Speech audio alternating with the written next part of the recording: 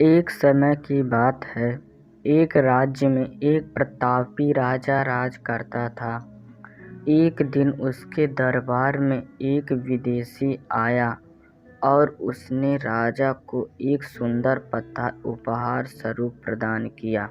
राजा वह पत्थर देख बहुत प्रसन्न हुआ।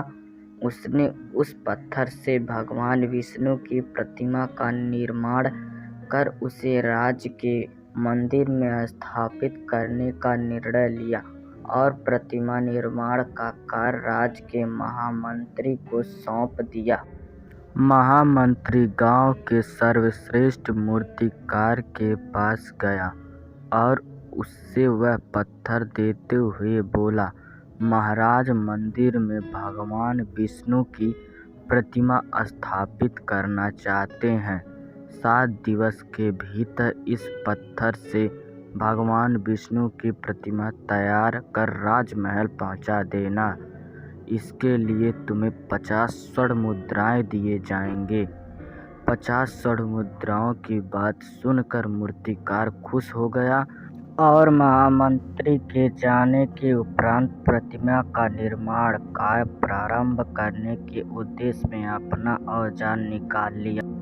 अपने औजारों में से उसने एक हथौड़ा लिया और पत्थर तोड़ने के लिए उस पर हथौड़े से वार करने लगा, किंतु पत्थर जैसा का तैसा रहा। मूर्तिकार ने हथौड़े के कई वार पत्थर पर किए, किंतु पत्थर नहीं टूटा।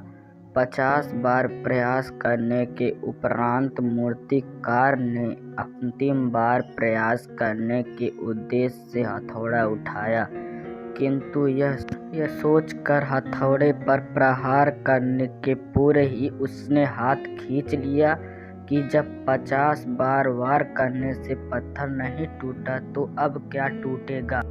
वह पत्थर लेके वापस महामंत्री के पास गया और उससे यह कहा वापस कर आया कि पत्थर को तोड़ना नामुमकिन है, इसलिए इससे भगवान विष्णु की प्रतिमा नहीं बन सकती।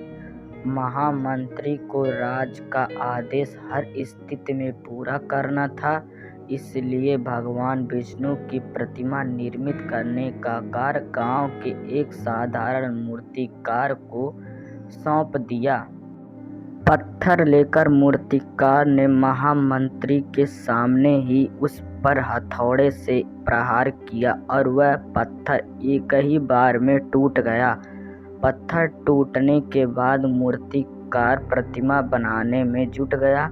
इधर महामंत्री सोचने लगा कि काश पहले मूर्तिकार ने एक अंतिम प्रयास की होती तो सफल हो गया होता और 50 स्वर्ण मुद्राओं का हकदार बनता।